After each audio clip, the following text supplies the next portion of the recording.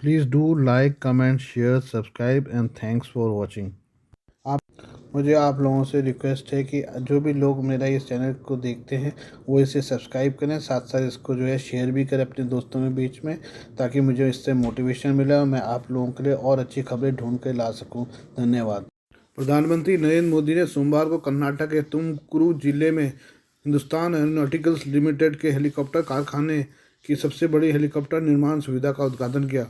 अधिकारियों ने कहा कि बेंगलोर मुख्यालय वाली HAL ने गुब्बी तालुक में इस सुविधा में 20 वर्षों की अवधि में 4 लाख करोड़ रुपए से अधिक के कुल कारोबार के साथ 3 से 15 टन की सीमा में 1000 से अधिक हेलीकॉप्टरों का उत्पादन करने की योजना बनाई है।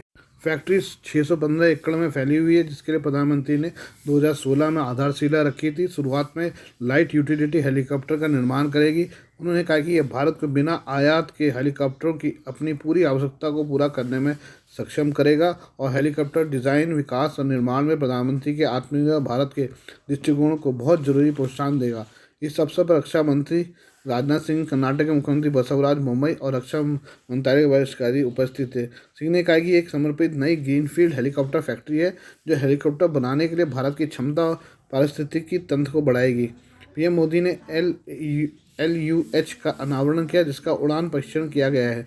LUH स्वदेशी रूप से डिज़ाइन और विकसित 3 टन वर्ग सिंगल इंजन बहुउद्देशीय उपयोगिता हेलीकॉप्टर है।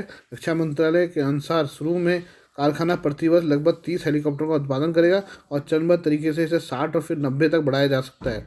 लाइट कॉम्बैट हेलीकॉप्टर और भारतीय मल्टीरोल हेलीकॉप्टर जैसे अन्य हेलीकॉप्टर का उत्पादन करने के लिए कारखाने को बढ़ाया जाएगा। इसका उपयोग LCH, LUH, civil advance light helicopter के रखरखाव, मरम्मत और ओवरहॉल के लिए भी किया जाएगा। अधिकारियों ने कहा कि सिविल LUH के संभावित निर्यात को भी इस कारखाने से पूरा किया जाएगा, जो अत्याधुनिक उद्योग 4.0 मानक उपकरणों और तकनीकों से लैस है। बेंगलुरु में मौजूदा HAL सुविधाओं के साथ कारखाने का क्षेत्र में एरोस्पेस विनिर्माण परिस्थिति तंत्र को बढ़ावा देगा और स्कूल, कॉलेजों, आवासीय क्षेत्रों जैसे कौशल और बुनियादी ढांचे का विकास का समर्थन करेगा। टर्की और सीरिया में भूकंप से मरने वालों का आंकड़ा लगातार बढ़ रहा है। दोनों देशों में भूकंप से अब तक 4000 लोगों की मौत हो गई है। टर्की और सीरिया में भारी तबाही हुई है। राहत बचाव कार्य के लिए भारत ने भी NDRF को भेजा है। ये टीम टर्की जाकर राहत बचाव कार्य में मदद करेगी। प्रधानमंत्री कार्यालय द्वारा की गई घोषणा के घंटों बाद भारत ने भारतीय वायुसेना के विमान में तुर्की को भूकंप राहत सामग्री का पहला बैच भेजा है। शिपमेंट में एक विशेषज्ञ राष्ट्रीय आपदा प्रतिक्रिया बल, खोज और बचाव दल शामिल है, जिसमें पुरुष और महिला दोनों कर्मी, अत्यधिक कुशल डॉग स्क्वाड, चिकित्सा आपूर्ति की एक सरणी, उन्नत ड्रिलिंग उपकरण और सहायता प्रयासों के लिए आवश्यक और अन्य महत्वपूर्ण उपकरण शामिल हैं। इससे पहले प्रधानमंत्री नरेंद्र मोदी ने शोक संतप्त परिवारों के प्रति अपनी हार्दिक संवेदना व्यक्त की और घायलों के शीघ्र स्वस्थ होने की कामना की। उन्होंने अधिकारियों को भूकंप के बाद से निपटने में हर संभव सहायता देने का भी निर्देश दिया। अमेरिकी रिसर्च फर्म हिंडनबर्ग की रिपोर्ट की नेगेटिव रिपोर्ट के बाद अडानी के शेयरों में गिरावट देखने को मिल रही थी। कंपनी के शेयरों में गिरावट के बाद अब निवेशकों का भरोसा अडानी के शेयरों पर लौटा है। हिंडनबर्ग हमले के बाद आज पहली बार अडानी के शेयर 20% की तेजी से चढ़े हैं। अडानी की 2 कंपनियों के शेयर ने अपर सर्किट को छू लिया है। मंगलवार को अडानी के शेयरों में जबरदस्त तेजी देखने को मिली। Adani Enterprises, Adani Wilmar, Adani Green, Adani Ports, ACC Cement, Ambuja Cement में तेजी देखने को मिली है। अडानी के शेयरों में आज जबरदस्त तेजी देखने को मिली। शुरुआती कारोबार में अडानी एंटरप्राइजेज के शेयर 20% तक उछल गए।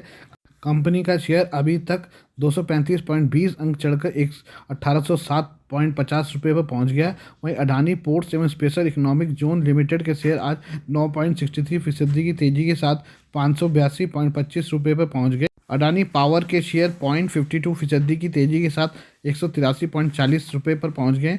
अडानी ट्रांसमिशन के शेयर 1324.45 प्लस 1363.05 प्लस 5% पर पहुंच गए। वहीं अडानी ग्रीन एनर्जी के शेयर 921.65 पर पहुंच गए हैं। अडानी विल्मर 399.40 रुपये पर पहुंच गए हैं। वहीं NDTV के शेयर 4.98% की तेजी के साथ 225.35 पर पहुंच गए। अडानी विल्मर के शेयरों में आज 5% का अपर सर्किट लगा। अंबुजा सीमेंट के शेयर 392.40 पर पहुंच गए हैं। अडानी ने जीता निवेशकों का भरोसा। गौरतलब है कि सोमवार को एएससी ने अडानी ग्रीन एनर्जी और अडानी ट्रांसमिशन की सर्किट लिमिट को संशोधित किया। वहीं अडानी समूह ने निवेशकों को भरोसा जीतने के लिए गिरवी रखे शेयरों को समय से पहले छुड़ाने का ऐलान कर दिया। उन्होंने एडवांस पेमेंट करने की घोषणा की। अडानी ने निवेशकों को भरोसा जीतने के लिए 1.11 अरब डॉलर के लोन्स का प्री पेमेंट करने का प्लान बना लिया है। इन लोन्स की मैच्योरिटी सितंबर 2024 में होनी है, लेकिन ग्रुप पहले ही इन्हें चुका देना चाहता है। शेयर के चढ़ते ही अडानी की निजी संपत्ति में बड़ी तेजी देखने को मिली है। Forbes real time billionaires list के मुताबिक चंद घंटों के भीतर गौतम अडानी का नेटवर्थ 1.8 अरब डॉलर बढ़ गया है। उनका नेटवर्थ 63.7 अरब डॉलर पर पहुंच गया है। अडानी अमेरिकन लिस्ट में एक पायदान ऊपर चढ़ गए हैं। दुनिया भर की कई कंपनियां छटनी कर रही हैं। अब भारत की दिग्गज आईटी कंपनी इन्फोसिस में भी छटनी की खबरें आ रही हैं। आंतरिक फ्रेशर मूल्यांकन परीक्षा में विफल होने के बाद कंपनी ने सैकड़ों नए कर्मचारियों को बर्खास्त कर दिया है। रिपोर्ट्स के मुताबिक फ्रेशर्स के लिए असेसमेंट टेस्ट हुआ, जो कर्मचारी पास नहीं हुआ और नौकरी से निकाल दिया गया है। हालांकि कंपा की ओर से कोई बयान नहीं आया है। बिजनेस टुडे से बात करते हुए अगस्त 2022 में कंपनी में शामिल हुए एक फ्रेशर ने कहा, मैंने पिछले साल अगस्त में इन्फोसिस में काम करना शुरू किया था और सैप अबैप इस टीम के लिए प्रशिक्षित किया गया था। मेरी टीम के 150 लोगों में से केवल 60 लोगों ने एफए की परीक्षा पास की, बाकी हम सभी को 2 हफ्ते पहले निकाल दिया गया है। अंतिम बैच के 150 फ्रेशर्स में से लगभग 85 फ्रेशर्स को टेस्ट में फेल होने के बाद नौकरी से निकाल दिया गया है। एडवोकेट विक्टोरिया गौरी मामले में सुप्रीम कोर्ट ने याचिका पर सुनवाई करने से इनकार कर दिया है। सुनवाई के दौरान कोर्ट में पेश हुए वरिष्ठ वकील राजू रामचंद्रन ने सुप्रीम कोर्ट कॉलेजियम की सिफारिशें को रद्द करने की मांग की थी और दलील देते हुए कहा था कि शपथ लेने वाले जजों को संविधान में आस्था रखनी चाहिए, लेकिन जिनके नाम की अनुशंसा की गई है उनके सार्वजनिक बयानों के चलते उनके नाम की सिफारिश को रद्द करना चाहिए। हालांकि कोर्ट ने कहा कि वो कॉलेजियम से सिफारिश पर पुनर्विचार के लिए नहीं कह सकते हैं। एक तरफ जहां सुप्रीम कोर्ट ने विक्टोरिया गौरी को एडिशनल जज बनाने के खिलाफ दायर की गई याचिका पर सुनवाई से इनकार किया, वहीं दूसरी तरफ विक्टोरिया गौरी ने मद्रास हाईकोर्ट के एडिशनल जज के रूप में आज शपथ ले ली। इसके लिए मद्रास हाईकोर्ट का सर्कुलर पहले ही जारी हो गया था, जिसके तहत 10:35 बजे गौरी समेत 5 लोगों को शपथ दिलाई जानी थी। सर्कुलर के अनुसार तय सीमा पर विक्टोरिया गौरी ने पद और गोपनीयता की शपथ ली। सुनवाई के दौरान कोर्ट ने कहा कि ऐसे कई मामले सामने आए जिनमें एडिशनल जज को स्थायी जज के तौर पर नियुक्ति नहीं मिली क्योंकि उनकी परफॉर्मेंस अच्छी नहीं थी। जस्टिस संजीव खन्ना ने कहा कि ऐसे भी मामले सामने आए हैं जहां खास राजनीतिक जुड़ाव वाले लोगों को नियुक्ति मिली है। उन्होंने कहा कि जो तथ्य पेश किए गए हैं वो साल 2018 में दिए गए एक भाषण के हैं और हमें लगता है कि सुप्रीम कोर्ट कॉलेजियम ने भी विक्टोरिया गौरी के नाम की सिफारिश करने से पहले इन्हें देखा होगा। बता दें कि सुप्रीम कोर्ट कॉलेजियम ने लक्ष्मण चंदा विक्टोरिया गौरी को मद्रास हाईकोर्ट पर एडिशनल जज बनाने की सिफारिश की थी, जिसे सरकार ने मंजूर कर लिया था। हालांकि विक्टोरिया गौरी का एडिशनल जज बनाने जाने का विरोध शुरू हो गया था। मद्रास हाईकोर्ट बार काउंसिल से जुड़े कुछ लोगों का कहना था कि विक्टोरिया गौरी का बीजेपी से जुड़ाव रहा है। इसके खिलाफ सुप्रीम कोर्ट में याचिका दाखिल कर गौरी की नियुक्ति को रद्द करने की मांग की गई थी। पाकिस्तान ने कथित तौर पर भूकंप प्रभावित तुर्की के लिए आपातकालीन सहायता और बचाव दलों को ले जाने वाले भारतीय विमानों को हवाई क्षेत्र देने से इनकार कर दिया है। न्यूज़ 18 की रिपोर्ट के अनुसार पाकिस्तान द्वारा हवाई क्षेत्र से इनकार किए जाने के बाद भूकंप प्रभावित तुर्की को आपातकालीन सहायता से युक्त भारतीय वायुसेना C-17 हवाई जहाज को एक चक्कर लगाने के लिए मजबूर होना पड़ा। तुर्की को राहत सामग्री के वितरण में बाधा डालने के इस्लामाबाद के कदम की सोशल मीडिया पर काफ़ी आलोचना हो रही है। ये पहली बार नहीं है जब पाकिस्तान भारत की मानवीय सहायता के आड़े आया है। 2021 में अफगानिस्तान पर तालिबान के कब्जे के दौरान पाकिस्तान ने भारत को युद्धग्रस्त देश में 50,000 मीट्रिक टन गेहूं की मानवीय सहायता भेजने से रोका। प्रतिक्रिया के बाद पाकिस्तान ने मानवीय उद्देश्यों के असाधारण आधार का हवाला देते हुए ट्रकों को गुजरने की अनुमति दी थी। दोनों देशों के बीच राजनीतिक तनाव या सुरक्षा चिंताओं के बाद पाकिस्तान ने हाल के इतिहास में कई बार भारतीय विमानों को हवाई क्षेत्र देने से इनकार किया है। भारतीय सेना ने तुर्की के भूकंप प्रभावित लोगों को चिकित्सा सहायता प्रदान करने के लिए सरकार के निर्णय के अनुसार सहायता प्रदान करने के लिए एक फील्ड अस्पताल भेजा था। आगरा स्थित आर्मी फील्ड अस्पताल ने 89 सदस्यीय मेडिकल टीम भेजी है। मेडिकल टीम में क्रिटिकल केयर विशेषज्ञ शामिल हैं।